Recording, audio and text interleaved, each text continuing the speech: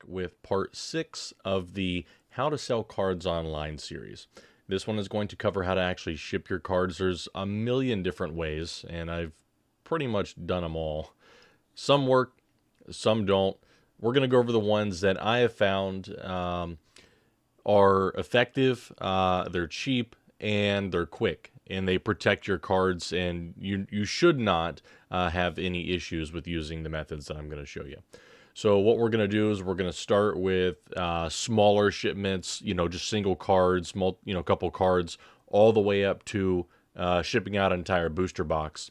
And after that, it's pretty much just a matter of scaling. So you can take any of these methods and then just scale them up a little bit, depending on what you're going to be selling. So appreciate you stopping by, and let's get into it. All right, so we're going to start with just a couple of cards, a general shipment. Typically, it's going to be under $20, and you need just a couple of things. First, it's going to be a penny sleeve. Then, of course, you're going to need an envelope. And now what we're assuming here is that you've got a method set up, right? So that you can either print onto your envelopes what you need, the to and from address and your postage and all that stuff, or you've got a label maker, or you're just writing it and you're putting stamps on it. So we're not going to worry about that in this video.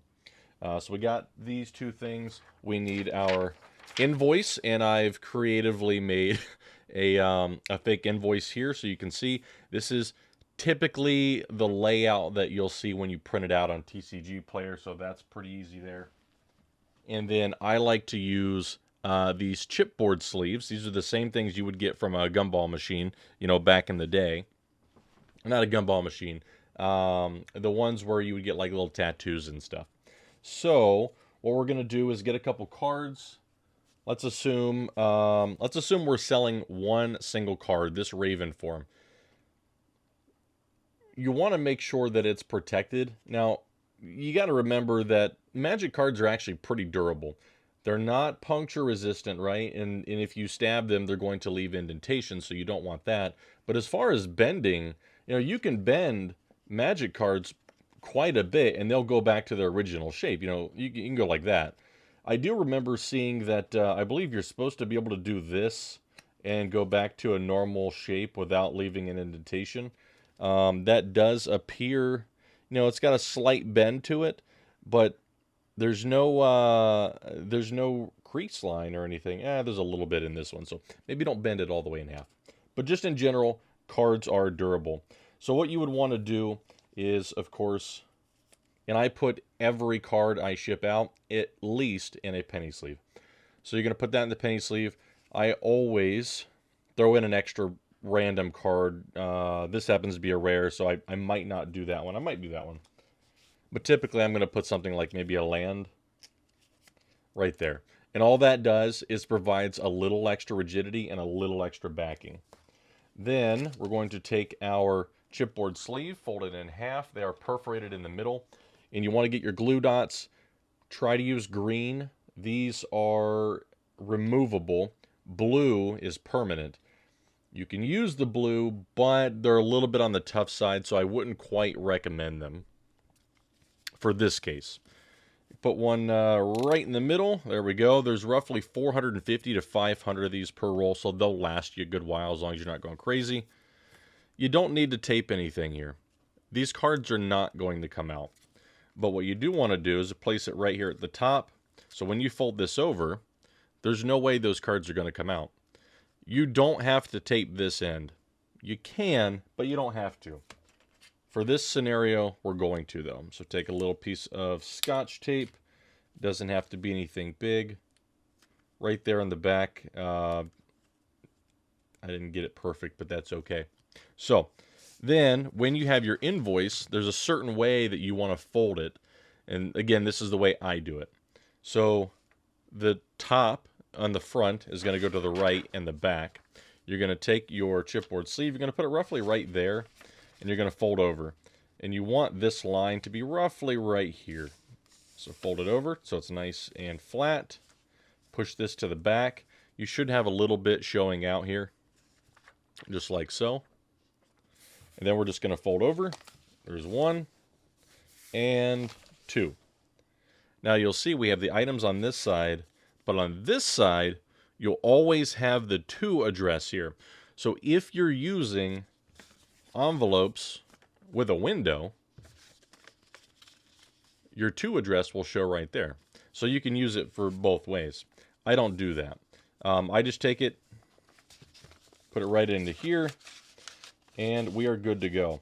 And the reason we wrap this up in the invoice is because it provides just a little extra rigidity to the envelope. It can't be too stiff, but it also needs to be a little bit less flimsy than usual. Now, if I'm shipping out a card that's, maybe 20 to 30 bucks, it's okay to do that in an envelope. But what you really should do is maybe take another one of those chipboard sleeves or a very thin piece of cardboard and just slide it right into there. These are cheap enough to where it's worth the investment. You're looking at about 8 cents here, maybe 7 cents. And what that's going to do is, again, provide just a little extra rigidity to the envelope. Now, what I've found, depending on the manufacturer that you get for these envelopes, when you are using the peel and sticks, sometimes they don't stick all that well, and they have a tendency to kind of pop open. Usually on the ends, they are open because there's no tape there. So what I do is I take just a general Elmer's Craft Bond glue stick. We'll pop the top on that. Peel our thing off here, and then I'm going to do one swipe all the way around, right there on the edge, right here, and then one here. And then there you go. This is going to keep the corners sealed, and it's going to keep all of this sealed. Just gives you a little bit of extra stick. And now your envelope is ready to go. If you've put the extra stuff in here to make it a little more rigid, you do need to put non-machinable. It's going to cost you an extra 30 cents or so. Again, it's worth it. But make sure you do that, because if you don't, you may get this back, and then you'll have to redo it and send it back out, which will cost you extra money. And that's how you ship out. You can generally do probably 3 to 4 cards in a single stack. If you want to ship more out, you need to do 2 stacks, and then you will absolutely have to do non-machinable, which will cost you a little bit extra. But this is the most economical way you can ship any cards out. Just keep in mind, your customers are going to have a certain expectation. Don't be shipping $100 cards in an envelope. You can, but it's not up to expectations. If I buy a $100 card, I'm expecting that to arrive in at least a small, roughly 5x7 bubble mailer. So we're going to move on to the next thing, and that's going to be small packages and single booster packs, because single booster packs actually took me the most time to figure out how to get those shipped economically and allowing me to make a little bit of money in the meantime. So stick around, and we'll get to that here in just a second. All right, so now we've covered how to ship things out in an envelope. Next, we're going to move on to small packages, which is going to be the very next step up. The item that you're going to probably want to use the most are small bubble mailers. And they look like this. They're roughly 5x7. There's not really a whole lot of actual manufacturers of these, but there are a ton of resellers. They're pretty much all the same. I would recommend, if you find one you like, just buying a bunch of them. They're roughly, I believe, 8 to 10 cents a piece. They're cheap. So, don't be shy about getting a bunch of them. You will use them. Of course, they're all typically going to have the peel and stick here. Sometimes these are foil, sometimes they're paper. It doesn't really matter, because they're basically all the same. Now, I use these for small lots of booster packs, typically not more than 4. I don't use these for single booster packs, and we'll talk about that. But I will use these for smaller reimbursement invoices for TCG Player Direct, or if somebody buys a small stack of cards, this is what I'll use. So let me show you how we pack these up. First thing, though, is labeling. So there's two different ways you can label these. First, if you have a 4x6 printer, generally you're going to want to use that. 4x6 labels are ubiquitous. They're everywhere. Printers are dirt cheap. Not dirt cheap, but they're cheap. And you can print just about any label you will ever need on a 4x6. So that is really good. If you don't have a 4x6 printer, and maybe you already have a Dymo, you can use these labels. Now these are the, I believe, 2 1/4 by 7.5 inch labels. For the longest time before I got a 4x6 printer, this is what I used. Now the way to print on these is I use stamps.com. They have a desktop application, and you can select the generic 2 1/4 by 7.5 inch labels, and it prints everything on there. All of the stuff that you would get on a normal 4x6 will be printed on this label. I like them because they come in rolls. They go right into the Dymo Twin Turbo. So I have these on the left, and on the right, I have my smaller labels that I use for general labeling. They do have the tendency to be a little bit longer sometimes than your actual package, so you might have to like wrap it around or put it at an angle. You know, you'll figure out what works best, but you can use these as well. Nowadays, I pretty much ship everything out with 4x6s, and I like to put my label on first, because if you try to do it after, it's going to get all distorted and it's going to look ugly. So put your label on first, and I'm not going to do that because I'd like to actually use these. So we got our bubble mailer here. The first thing is going to be a small stack of cards. So I just grabbed, you know, probably this is roughly, I would say 100 cards. It's usually about 100 cards an inch. This might be around 80 cards. Obviously, too much for an envelope, too little for a box in this case. So I like to use these bubble bags. These are small bubble bags. They provide all of the same protection as a team bag. They're slightly more expensive because they don't come in, you know, little packs of 100. But they do provide extra protection. And what I have found is when I'm using these, I have never had any issues with damage. I got these because I started selling on Whatnot, and it's just convenient because you can fit more cards in one of these than you can a top loader. You can fit well over 100 cards. So I use these. But what you're going to do is put your cards inside here. Of course, you're including the invoice. Fold the invoice up, put it in here as well. Fold it over, a small piece of tape, and then you've already got your pre-labeled bubble mailer here. Just put it in, and you are ready to drop this in the mail. Of course, it's easier once you tape it there. But it'll look just like this. And pack it down to the bottom. And there you go. Your package is ready to go. And it's double bubbled at this point, so it should be fine through just about anything. Now, also, you're going to use this for booster packs. Now, like I said, I generally don't ship more than 4 booster packs in one of these at a time.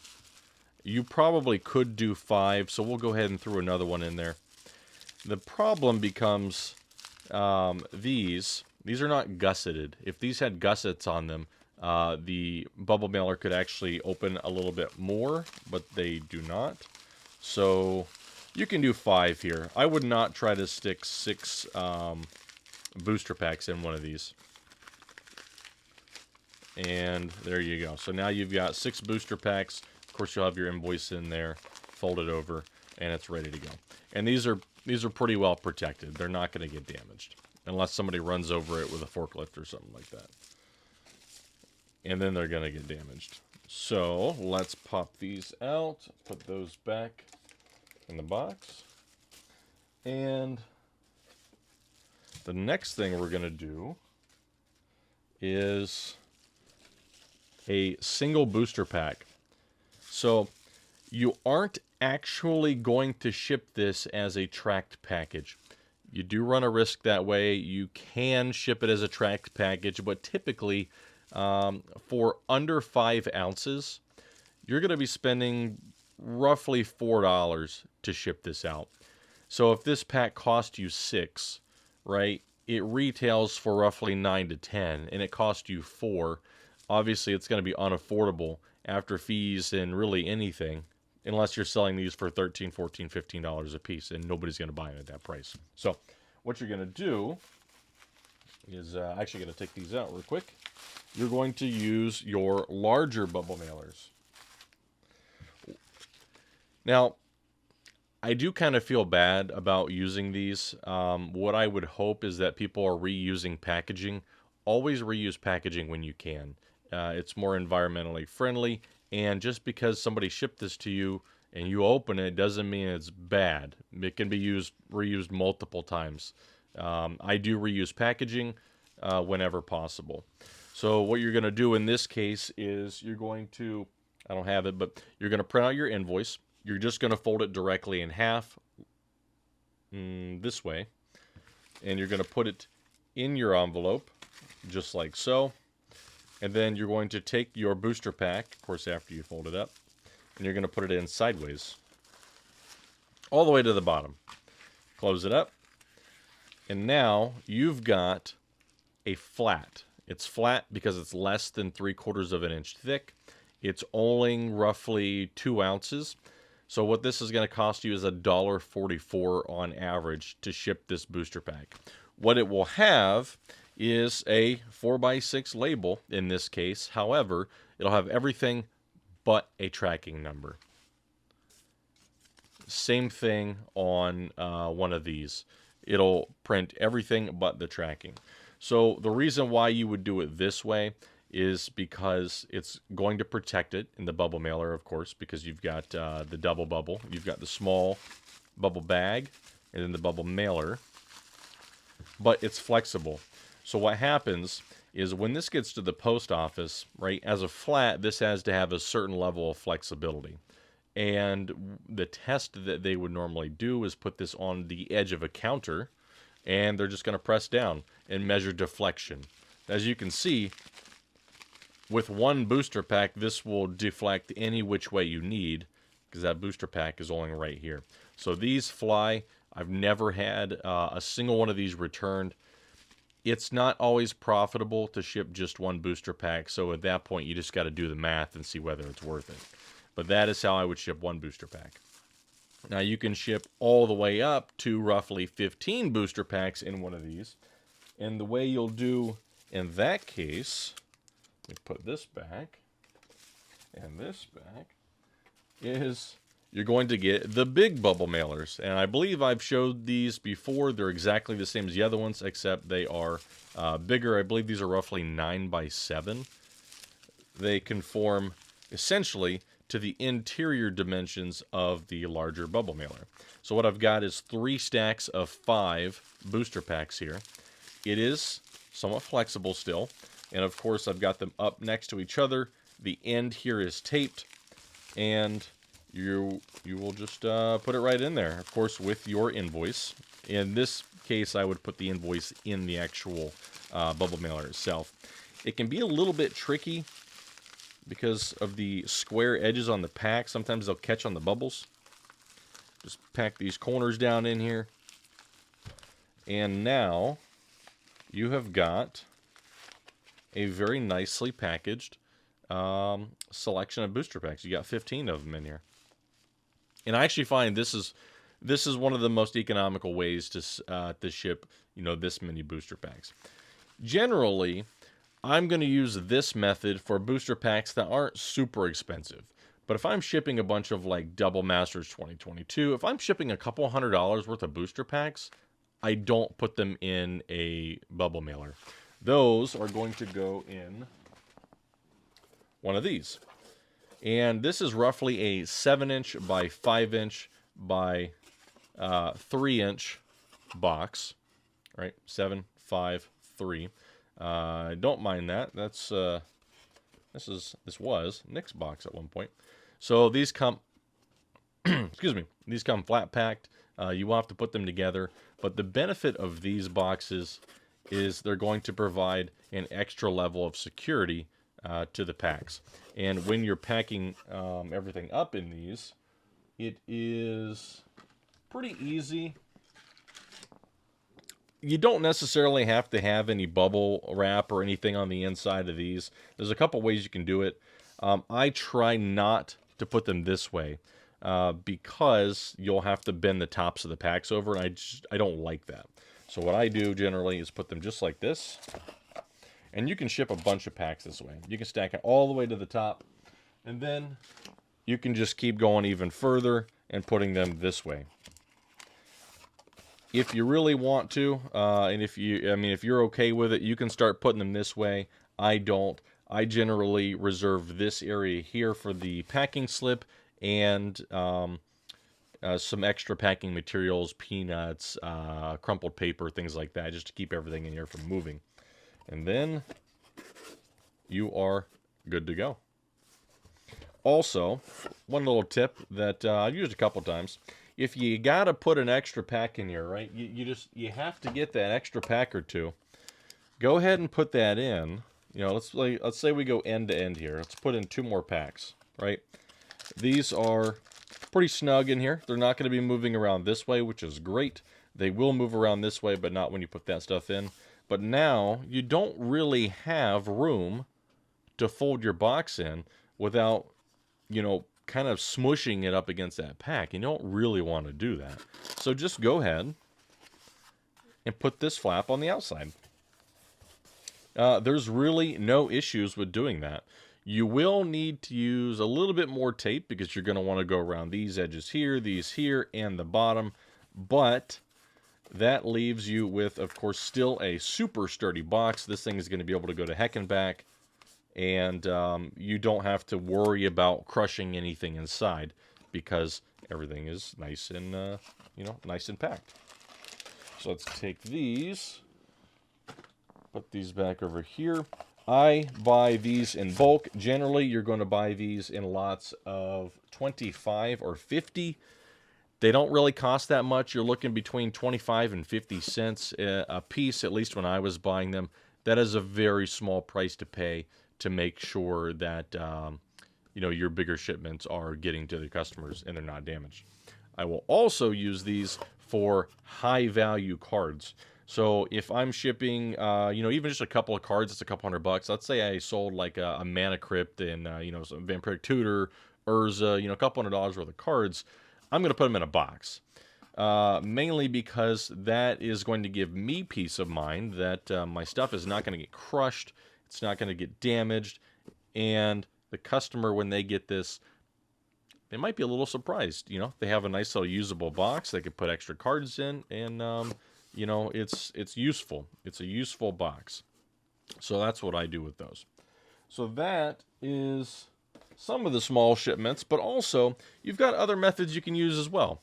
So USPS Priority small flat rate boxes. These cost around $8, $8 to $9 to ship.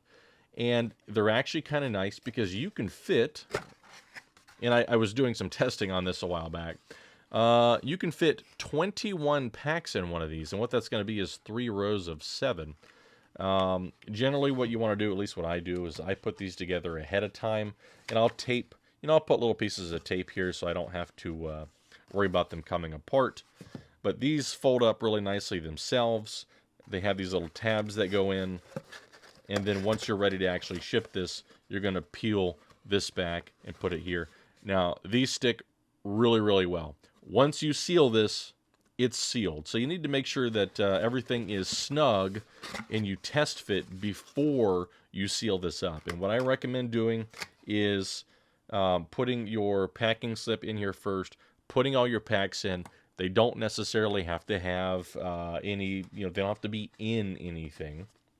But what you'll want to do is put some extra paper or something in here, maybe a single flat sheet of bubble wrap, just something, so that when you close this up and you test fit, you should not hear anything moving around. There should be no noise. The name of the game is not adding more protection, adding more filler, adding more bulk. You don't want to do that. You want to get the correct size package so that when you package everything up, nothing's moving around and you can use the minimal amount of filler material. Generally, at least that I found, you should have enough filler material left over from the things that you buy normally for your business that will suffice you, unless you're just selling, a crap ton of stuff. And then in that case, you're going to want to invest in some rolls of bubble wrap and possibly some rolls of craft paper, which is super cheap. And you can just crumple it up and put it in here. The benefit of using these small flat rate boxes is it doesn't matter what the weight is, but it gets there fast. It's priority mail service. This is a great way to do it, but it's going to cost you a lot. If your customer is paying for, priority, overnight, or whatever, you need to make sure you're doing those things for them. This is one of the best ways to do that, to make sure if they're paying extra to get it fast, you ship it priority mail. And you can use the small, you can use the medium. Just make sure you're using the right size box for what you're needing. Next, we've got these. So I typically get these from Walmart. They cost roughly 60 to 70 cents a piece. They're pretty cheap. And these are just your standard 6x6x6 boxes. Of course, they come flat packed, so you'll have to, put them together yourself. And I tape them. Once I put them together, like so, I put a piece of tape this way, and then I put a piece of tape covering each edge here. And then if I have a particularly heavy shipment, let's say this thing is stacked to the top, and this is completely filled with cards, which you can fit a couple thousand cards in one of these, I will also place tape around this edge. Now, I've never had one of these come apart. There should be no issue with these things coming apart at all. I just do it for my own peace of mind. But just make sure you put enough tape down here, make sure it's solid, pack everything up, and you're going to do it just like anything else. Use as much space as possible, and then fill the rest. So once you go and you test fit, and you're doing this, right, you're going to tape it up. You should not hear anything moving around. These are dirt cheap. You can ship some really good stuff in here. You cannot ship a booster box, unfortunately, but you can ship small decks and other things like that. The next thing is going to be one of these. This is an 8x6x4, and these you will use for booster boxes. So, I'll show you here, actually. Let's grab this box of Brothers War set boosters. These will fit right down in there. They are snug, so you do just got to keep that in mind. They're right there. You might be able to fit... No, you can't fit two of these set boosters in here, but you can fit one. Because they fit snug left and right, you don't really have to put any packing on the sides here. You might want to put, maybe a packing peanut or two on either side, and then just some filler on the top. These also come flat pack. I get these on Amazon. They don't sell them at Walmart, to my knowledge. And let me show you here with a regular booster box as well. Maybe.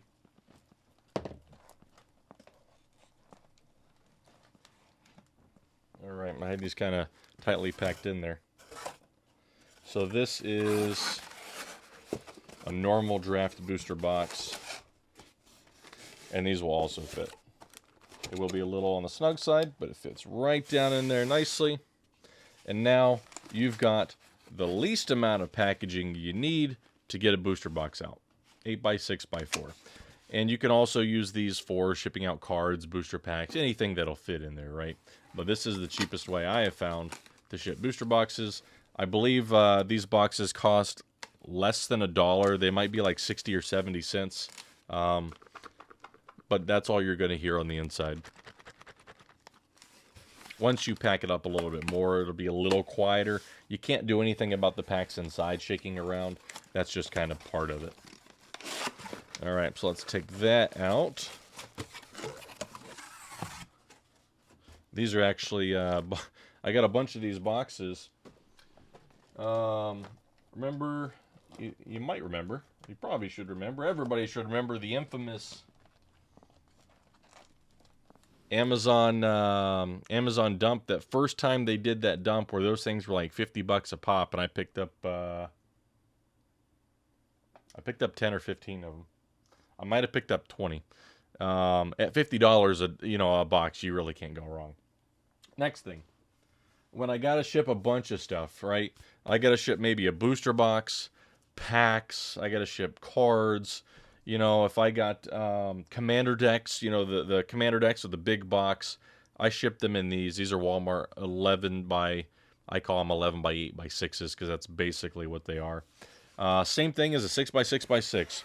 Fold it up, make it into a box, pack all your stuff in there. Pretty self-explanatory. These are cheap. I want to say these are about $1. If you need one of these, you're probably making more than $1, and it's okay at that point. You should be building the cost of your shipping materials into your product anyways, in general, because that way you're going to get a return on that investment. You don't generally mark it up very much. You might put 5%. You might put a 5% premium on the price that you paid for your shipping materials, but that's basically going to be it. So that covers small packages and medium packages. You can scale that up from here, right? So if you have to ship, really large packages, just get a bigger box and follow the same concepts.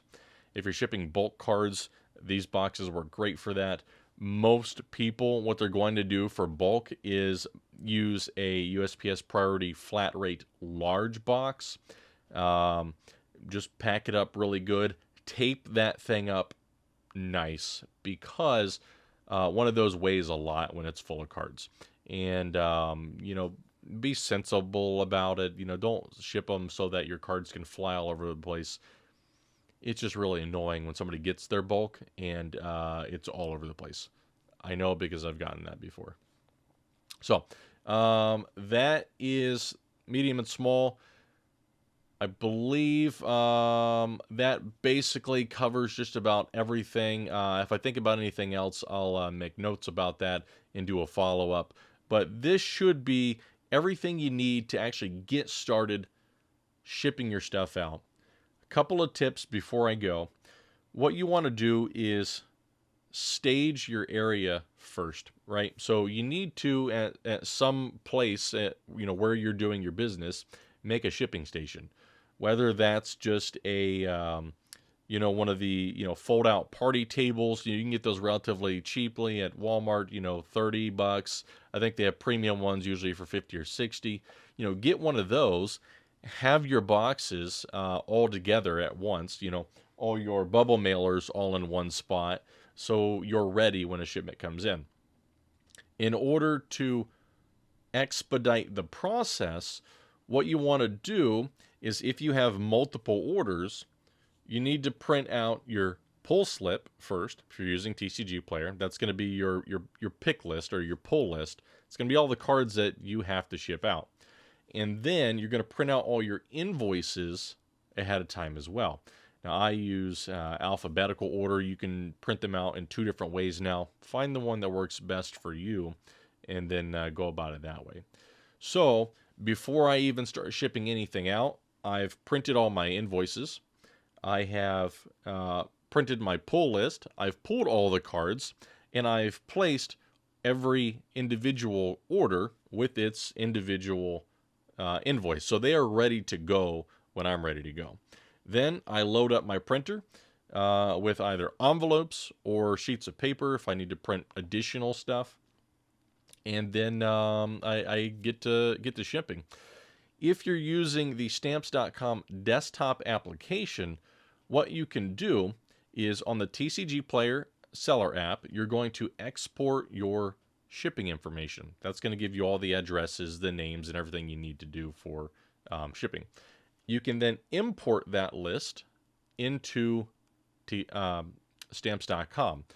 And what that will do is allow you to basically queue up all of your,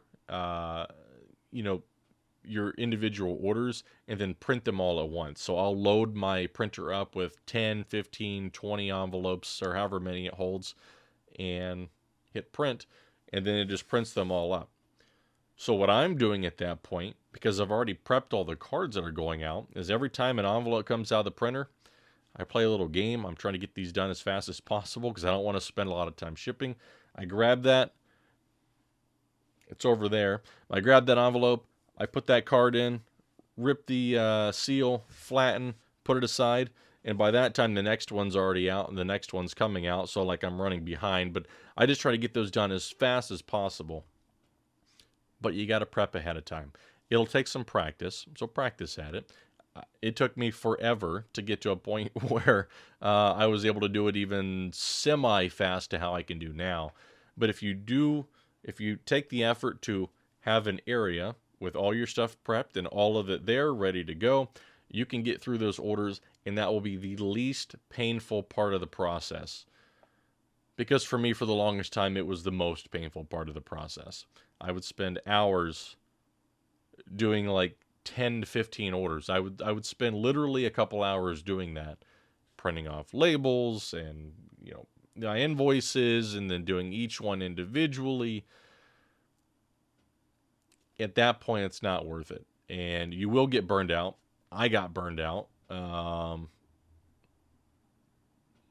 then you just got to work back into it, develop those methods. So I hope you guys enjoyed. If you got any tips or tips, if you got any tips, I'm glad to hear them. I'd love to incorporate, other ways of making the process even easier into my own business.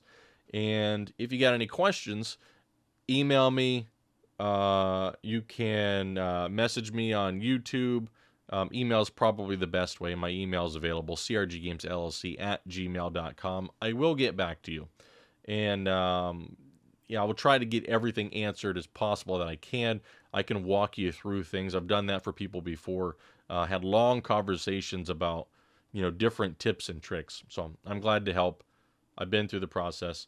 The only thing I would ask in return is if you want to support, buy a booster pack. crggamesllc.com. Buy a booster pack or two. And that's the best way to support the channel. So I hope you guys enjoyed. And until next time, I'll catch you later.